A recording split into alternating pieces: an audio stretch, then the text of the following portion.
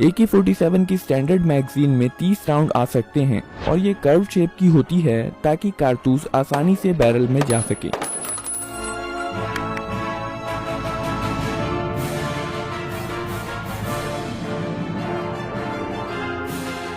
Shooter front और rear side की मदद से निशाना लगाता है। AK-47 और AKM की मैक्सिमम इफेक्टिव रेंज लगभग 400 मीटर की होती है। पहली बार फायर करने के लिए ऑपरेटर एक लोडेड मैगजीन को लगाता है, फिर चार्जिंग हैंडल को पीछे खींचकर छोड़ देता है और फिर ट्रिगर दबाता है। सेफ्टी लीवर की मदद से शूटर राइफल को अलग अलग मोड पर सेट कर सकता है। सबसे ऊपरी स्थिति में राइफल सेफ मोड पर है। इस मोड पर सेफ्टी लीवर राइफल को लोड होने से रोकती है। यहाँ पर AK-47 का ट्रिगर मैकेनिज्म दिखाया गया है।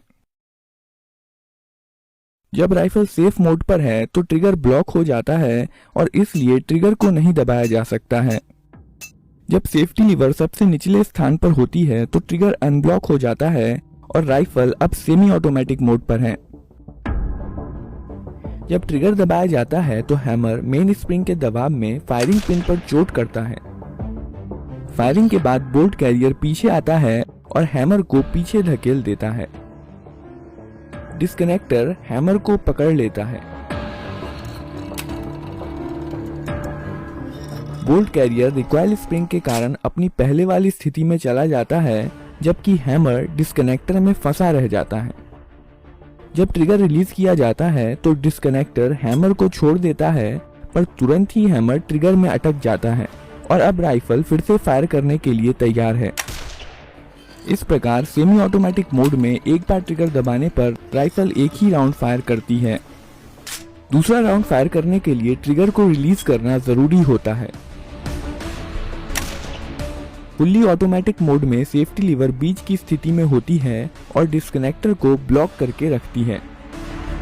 इस केस में फायरिंग के बाद जब बोल्ट कैरियर हैमर को पीछे धकेलता है, डिस्कनेक्टर हैमर को नहीं पकड़ पाता है।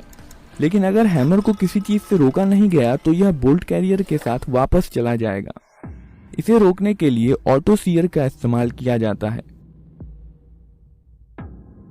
बोल्ट कैरियर के वापस लौटते समय ऑटो सीयर हैमर को रोक कर रखता है। वहीं बोल्ट कैरियर वापस लौटने के दौरान ऑटो सीयर को हैमर से डिसएंगेज कर देता है और इसलिए हैमर ऑटोमेटिकली फायरिंग पिन पर चोट कर देता है। यही कारण है कि फुल्ली ऑटोमेटिक मोड पर राइफल तब तक फायर करती रहती है जब तक ट्रिगर को रिलीज नहीं कर दिया जाता या मैगजीन खत्म नहीं हो जाती। अब हम देखेंगे कि कारतूस को बैरल में कैसे लोड किया जाता है। जब बोल्ट कैरियर वापस आ रहा होता है, बोल्ट जो कि बोल्ट कैरियर में रखा होता है, मैगजीन में से एक कारतूस को बैरल में धकेल देता है।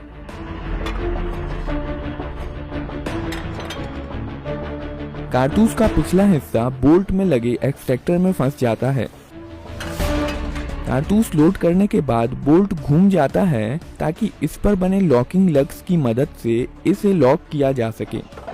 अब बोल्ट पीछे की ओर नहीं जा सकता है और फायरिंग के दौरान अपनी स्थिति में मजबूती के साथ बना रहता है।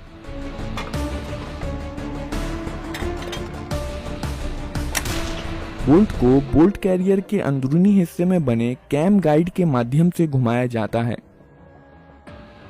बोल्ट कैरियर के आगे जाने पर बोल्ट लॉक हो जाता है और पीछे आने पर वापस अनलॉक हो जाता है।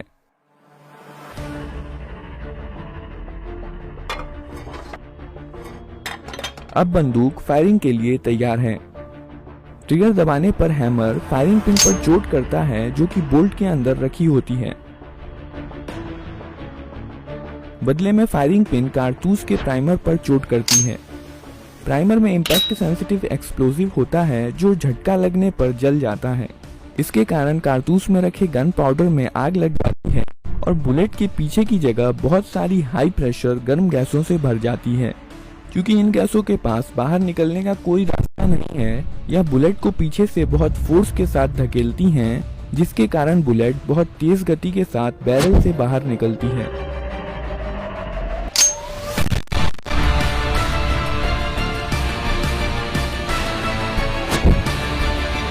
यह एक्सपेंड होती हुई गैसें गैस पिस्टन को पीछे की तरफ धकेल देती हैं। यही वजह है कि इस तरह की रीलोडिंग को गैस ऑपरेटेड रीलोडिंग कहा जाता है।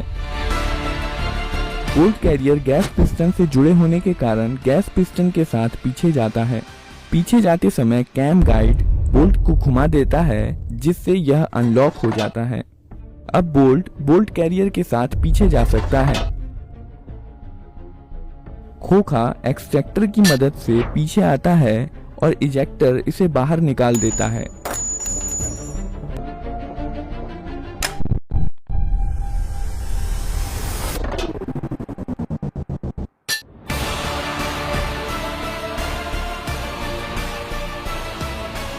पीछे जाते समय बोल्ट कैरियर हैमर को पीछे धकेल देता है और वापस आते समय बैरल में अगला राउंड लोड कर देता है और इस प्रकार मोड के अनुसार राइफल अगला राउंड फायर करने के लिए तैयार